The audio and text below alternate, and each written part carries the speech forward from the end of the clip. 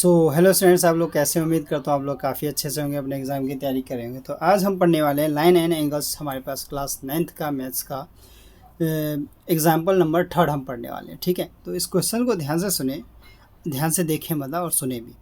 तो O P O Q O R and O S हमारे पास ये 4 रे हमारे पास, O P Q O Q O R हमारे पास, ओ एस हमारे पास 4 रे हैं। ठीक है, फोर्थ रे हमारे पास 1 2 3 4 4 रे हैं। प्रूव डेट हमारे पास पी ओ क्यू, अब देखो पी ओ क्यू का है, पी ओ क्यू, फिर क्यू ओ आर, फिर एस ओ आर, फिर हमारे पास पी ओ एस बनता है, पी ओ एस ये हमारे पास बनता है। लेकिन इसको सॉल्व करने से पहले ये सारे के सारे 360 डिग्री पे आ जाते हैं। ठीक है, इसको बनाने से पहले हमें एक ना पॉइंट बनाना पड़ेगा, रे बनाना पड़ेगा। ऐसे हम एक ब्लू पेन से ले लेते हैं, इसको हम टी पॉइंट मान लेते हैं, जिस हिसाब से एनसीईआरटी में मान रखा है। ठीक है, ठीक है।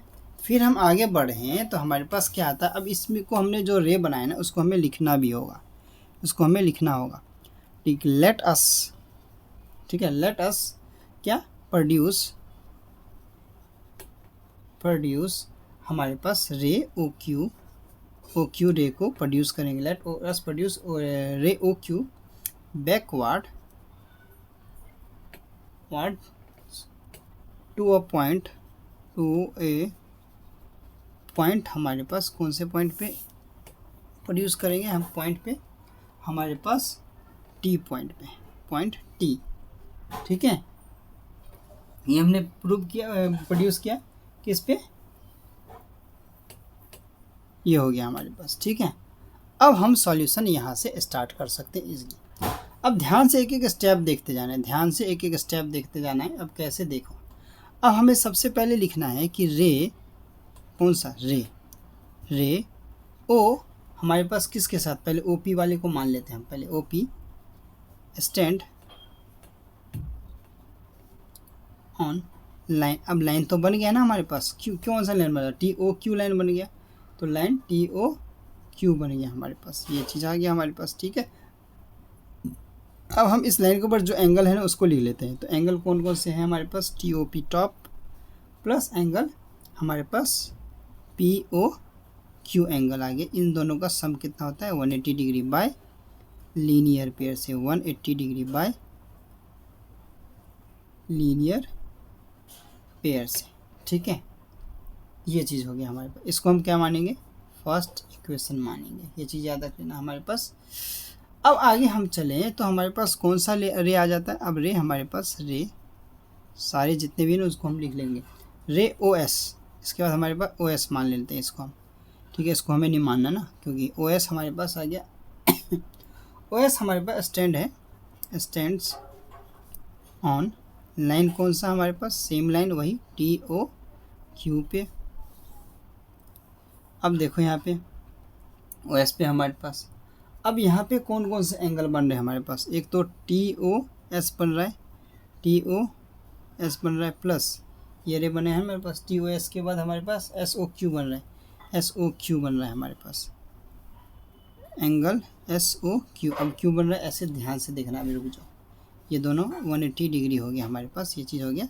ये भी बाय लीनियर पेयर से, लीनियर पेयर से। लेकिन ये एस ओ क्यू जो है ना, ये एस ओ क्यू जो है हमारे पास, एस ओ क्यू, इसको ब्रैकेट में लिखूँ, एस ओ क्यू दो एंगल का सम है हमारे पास, एस ओ क्यू। अब देखो कौन कौन से एंगल का, एस ओ आर प्लस दूसरा एंगल हमारे पास क्यू ओ आर, ये दो एंगल का सम है हमारे पास एस ओ क्यू। ये चीज़ हमें लास्ट में यूज़ होगा तो हमें चाहिए होगा। ठीक है, ये चीज़ इसलिए हमने लिख लिया पहले।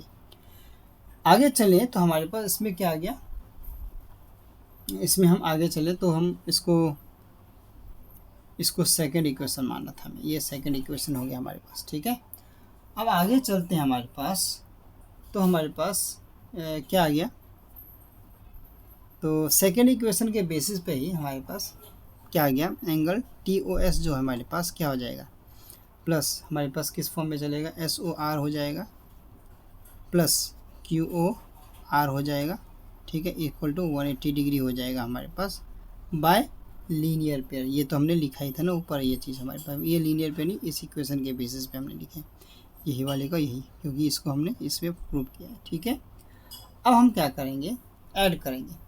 इक्वेशन, ये हमारे पे इक्वेशन नंबर कौन सा माने, इक्वेशन नंबर 3 मानते हैं इसको। तो हमें एक पहले और दूसरे तीसरे इक्वेशन को ऐड करना है, ठीक है। Adding equation first and third we get, ठीक है, ऐड करेंगे। अब देखो कैसे ऐड करना है। तो ऐड करने के लिए क्या करते हैं हम, 180 को नहीं, 180 को हमें लेने की ज़रूरत नहीं, इसमें हम जो ये 180 डिग्री है, ये कहाँ गया, ये है 180, इस 180 की ज़रूरत नहीं, जो हमें ये लिखा हुआ है ना, इस चीज़ की ज़रूरत पड़ेगी हमारे पास। तो एक काम करो, सबसे पहले लिख लो यहाँ से TOP प्लस POQ, ये लिख लिया हमने, ठीक है। TOP प्लस POQ प्लस हमारे पास TOS plus SOR plus QOR, ये हमने लिख दिया। इन टोटल एंगल का सम देखोगे तो पूरा का पूरा आ गया, तो इसका कितना आ गया, 360 डिग्री आ गया ये, ठीक है।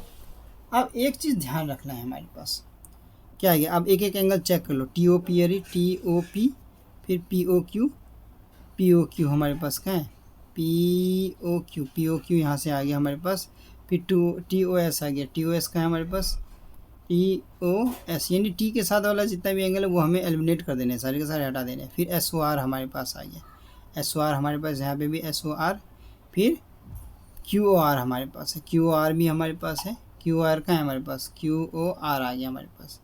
एक नहीं है तो QOR भी है हमारे पास, POS नहीं है हमारे पास, तो POS का है हमारे पास, POS। अब POS एंगल देखो कैसे निकलेगा।